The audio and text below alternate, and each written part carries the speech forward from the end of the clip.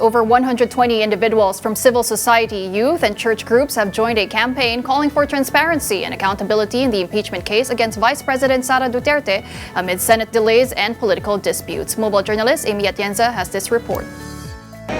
More than 120 individuals from civil society organizations, youth formations, and church groups gather for the Bantay impeachment campaign spearheaded by the Makabayan Bloc representatives to further promote accountability, transparency, and public participation in the impeachment proceedings against Vice President Sara Duterte. The launch also comes amid growing public concern over uncertainties surrounding the Vice's trial.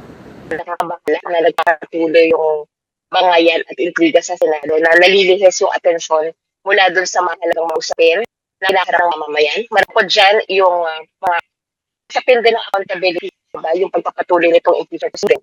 Kaya nanawagan tayo, dapat manage yung serbisyong publiko sa yung mga personal na interes. Despite tensions in the Senate, the House Prosecution Panel continues to prepare for the upcoming impeachment trial of VP Sara.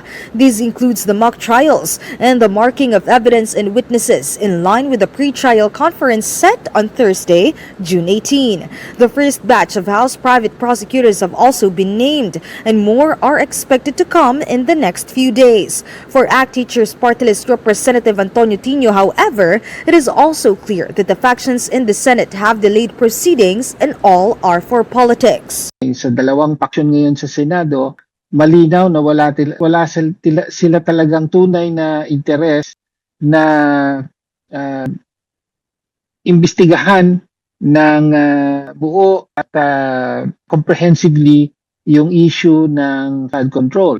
No, sa halip ay ginagamit ng magkabilang panig ang issue ng flood control para siraan ng isa't isa at isulong ang mga makariling interes ng bawat paksyon at protektahan ang kanilang mga kampi.